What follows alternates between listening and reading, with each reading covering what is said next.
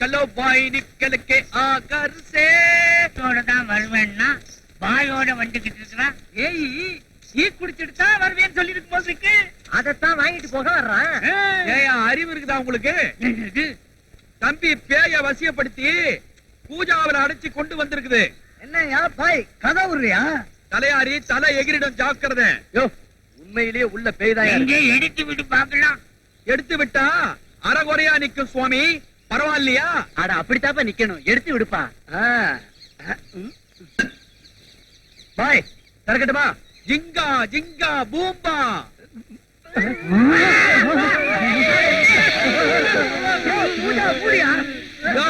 நீங்க தானே பேய அறகுறையா பாக்கணும்னு ஆசைப்பட்டீங்க. சம்சாரம் ஆண்டாளை தவிர வேறு எந்த பொண்ணு எடுத்து பார்க்க மாட்டேன். தம்பி குருக்களையா ரொம்ப ஆச்சாரமானவரு. அறகுறையா பார்க்க வெக்கப்படுறாரு. மூடிடு. சும்பே மூடிக்கோன்னு அர்த்தம். அது சரி, பேய் எப்படி இதுக்குள்ளார வந்துச்சு? மோகினி பிசாசுக்கு மல்லிகை பூனா ரொம்ப பிடிக்கும். ஒரு ஆளாக்கு குண்டு மல்லிகை வாங்கி பேய் நடமாடுற இடத்துல வசியம் பண்ணி வச்சுட்டேன். அந்த பேய் புகையா மாதிரி உள்ள வந்து உட்காந்துருச்சு. ஆமா, மேற்கொண்டு இது என்ன செய்யலான்னு உத்தேசம்?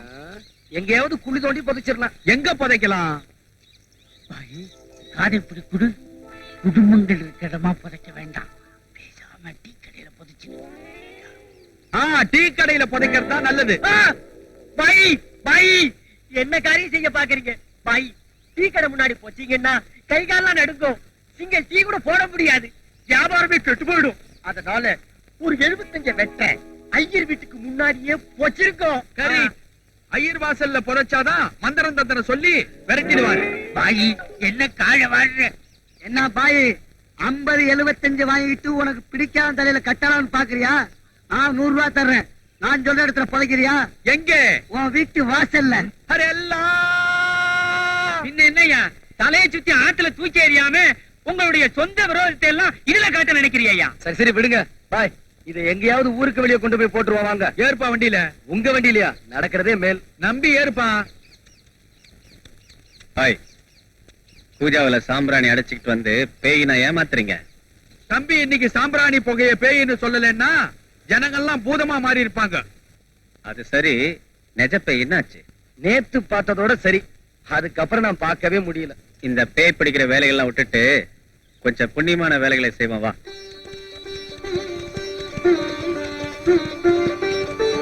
காளியப்பன் பேர்ல அர்ச்சனையும் முடிச்சுட்டேன். இது யார் பேருக்கு பண்ணணும்? சின்னதுரை.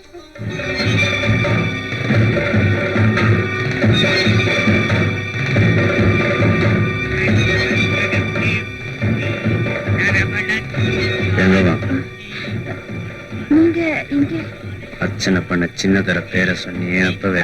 அது வந்து அது பேசாம வீட்டுக்கு வாடி. விவகாரத்தாங்க வச்சுக்கலாம்.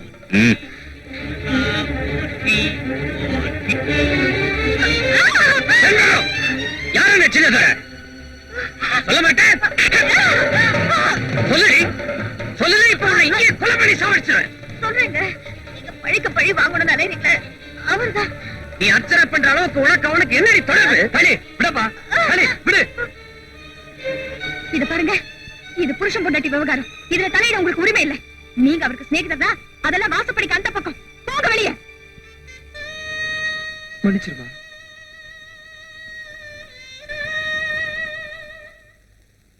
இப்ப சொல்றீங்க சின்னதுரை உங்க எதிரிதான். ஆனா அவர் உயிரோட இருந்தா தாங்க நான் சுமங்கலியா வாழ முடியும். என்ன வளர்ற? அவரை கொலை பண்ணிட்டு நீங்க தூக்குக்கு போயிடுவீங்க. அதுக்கப்புறம் எனக்கு ஏதுங்க வாழ்க்கை? அதனாலதான் அந்த சின்னதுரை நீண்ட ஆயுசோட இருக்கணும். அவர் உயிருக்கு எந்த ஆபத்து ஏற்படக்கூடாதுன்னு அவர் பேருக்கு அர்ச்சனை பண்ணினேன். ஆமாங்க, உங்க மனசை மாத்த நான் செய்யற எந்த முயற்சிக்கும் பலன் இருக்காதுன்னு நம்ம முதலரவனுக்கே நான் முடிவு பண்ணிட்டேன். கணவனை நம்ப முடியாத மனைவி கடவுளைத்தானே நம்பி ஆகணும்.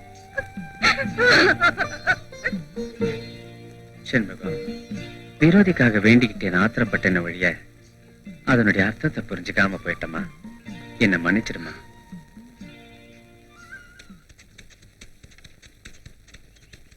காளி, உலகத்துல இப்படி ஒரு ஜோடி பொருத்தம் அமையாதுன்னு உன்னையும் மனைவியும் பார்த்து நான் ஆச்சரியப்பட்டது உண்டு. ஆனா உங்களுக்குள்ள இவ்வளவு குழப்பம் இருக்கும் நான் கொஞ்சம் கூட எதிர்பார்க்கல. உன்கிட்ட சொல்றதுக்கு என்ன முத்து?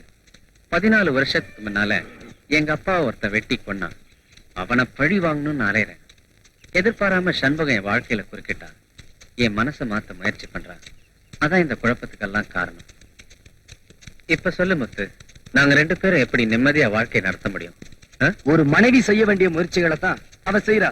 அத தப்புன்னு எப்படி சொல்ல முடியும்? முத்து, நான் உன்னையே கேக்குறேன். உங்க அப்பனை ஒருத்த கொலை பண்ணிட்டா, நீ சும்மா இருப்பியா?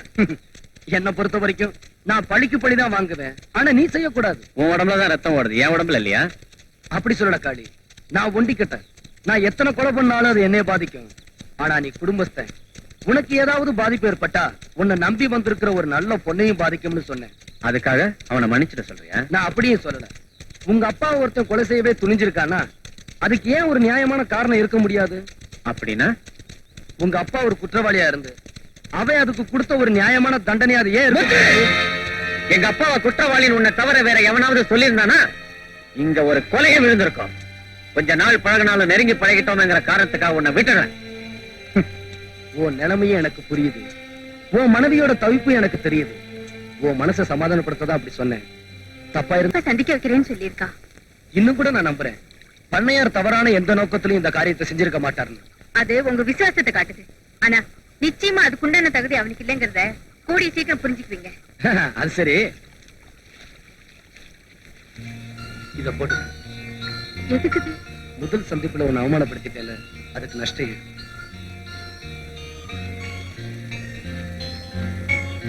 என்ன பாக்குற? இதுல என் புது வாழ்க்கையை பாக்குறேன்.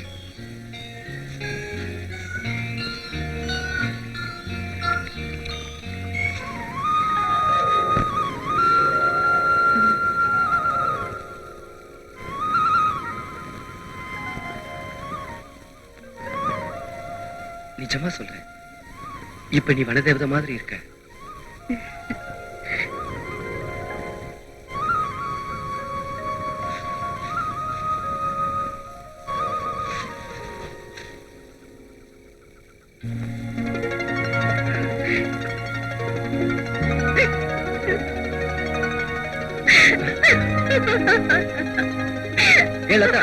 என்னாச்சு உனக்கு?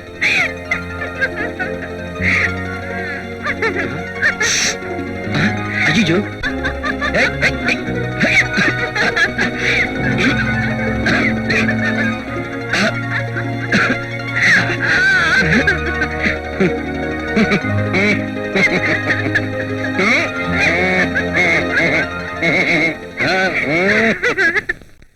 போன வருஷத்தை விட இந்த வருஷம் நம்ம ஊரு திருவிழாவை சிறப்பா நடத்தணும்னு சொல்றீங்க. நடத்திடுவோம். அதுக்கு அவங்க அபிப்பிராயத்தை சொல்லுங்க. ஐயா உத்தரவு கொடுத்தீங்கன்னா வசதி பண்ண சொல்லலாம். திருவிழா களைகட்டிடும். எந்த வசந்த கோக்கிலாம்? அதான் நம்ம தாசி அபரஞ்சி படத்துல ஆயிட்டு கொடுத்தவங்க. முந்தானாத்து தான் நம்ம ஊர் டூரிங் சினிமாவில பார்த்தேன். அவங்க ஆயிட்ட பார்த்து அப்படியே அசந்துட்டேன். அரே அல்லா, தாசி அபரஞ்சி படம் வெளிவந்து 30 வருஷம் ஆச்சு. அந்த அம்மா அதுல நடிக்கிறப்ப 33 வயசு. ஆக இப்ப 63 வயசு பல்லே இருக்காது. பொக்கவாய் கேள்வியை கொண்டு வந்து மேடையில வெத்தலை பாக்க உரல்ல போட்டு இடிக்க சொல்றீங்களா? உண்மை. பண்ணையார் உத்தரவு கொடுத்தீங்கன்னா 40 வருஷத்துக்கு முன்னால ஹரிச்சந்திரா நாடகத்துல சக்குபோய்னு ஒருத்தி நடிச்சா. அவளை கொண்டு வந்து இந்த மேடையில நிறுத்தினா ரவா லட்டு மாதிரி இருக்கும். இந்த மாதிரி உருண்டியாவா இருப்பா? பேரு உதிக்கே திமிட்டு இருப்பாங்க. யாருடா இந்த உருப்படி? நம்ம வேட்டக்கார நாகசாமி இருக்கானே, அவன் மக தாய் செத்துட்டான். எல்லாம் நடக்கிறான். பெரிய மனுஷன் கூட நோட்டீஸ் வச்சானே. நான் போகாதது எப்பேற்பட்ட தப்புன்னு இப்பத்தாண்டா புரியுது. வருத்தமே படாதீங்க. அப்ப போயிருந்தா கூட இப்பதாங்க உபயோகமா இருக்கும். நாகசாமி சுட்டு தர்ற புறாவை சூப்பு வச்சு குடிச்சிட்டு அவன் பெத்த பொண்ணோட சந்தோஷமா இருந்தா ஜென்மமே சாபல்யமாயிடும். ஐயா அவசரமா பச்சை புறா வேணும்னு கேட்டீங்களா? 3 தாங்க கிடைக்கும். அதை விடு நாகசாமி. இப்ப எனக்கு திடீர்னு குட்டி மேல ஆசை வந்துருச்சு. அத உடனே கொண்டு வந்து என் மடியில வச்சு கொஞ்சணும்னு நினைக்கிறேன். நீங்க எந்த குட்டியை சொல்றீங்க? புலி குட்டியடா. சொல்லுங்க நாகசாமி. காட்டுல ஒரு புலி குட்டி போட்டிருக்கு. தாய் புலி செத்து போச்சு. ஆண் புலி தான் பாதுகாப்பு. அத வேட்டையாடணும். நாளைக்கு ஐயா புலிக்குட்டியோட விளையாடணும். ஆண் புலிய பாடம் பண்ணி செவத்துல மாட்டோம். நீங்க என்னங்க ஐயாவே பெரிய வேட்டைக்காரராச்சே, நான் வெறும் புறா வேட்டைக்காரன் தானே. உண்மைதான் நாகசாமி, ஆப்பிள் வெட்டுறப்போ காயம் பட்டுடுச்சு. இந்த விரல மடக்கி சுட முடியல. கூட நான் வரேன், குறி பார்த்து நீ சுடு. ஆகட்டுங்க. நான் நினைச்சபடியெல்லாம் நடந்துட்டா உன் பொண்ண நான் பாத்துக்கிறேன். என்ன சொல்றீங்க? அவ கல்யாணத்தை நடத்தி வைக்கிறேன்னு சொல்றேன். நல்லதுக்கும் கெட்டதுக்கும் எனக்கு நீங்க தானே. அந்த நம்பிக்கை இருந்தா சரி, நீ போய் வேட்டைக்கு வேண்டிய ஏற்பாடுலாம் செய். சரிங்க. ம். டேய், அதுக்கு மேல நாங்க காப்பாத்துறோம்.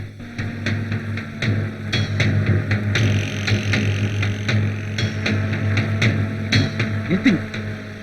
புலி இங்க எங்கேயோ தான் நடமாடிக்கிட்டு இருக்கு. ம், அப்படியா? இந்த துப்பாக்கி இறங்கி போய் தேடிப்பா. கண்ணுல பட்டா சுட்டுரு. ம்.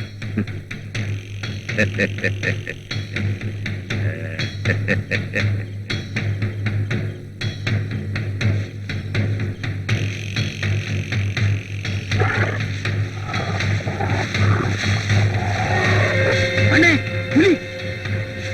சுடு சுடு.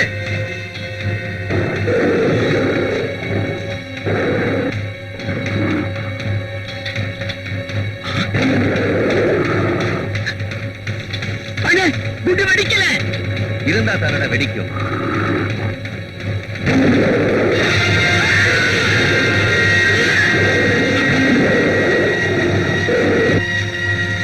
இனிமே ஓம் பொண்ண நான் பாத்துக்கிறேன். நீ நிம்மதியா சாவு.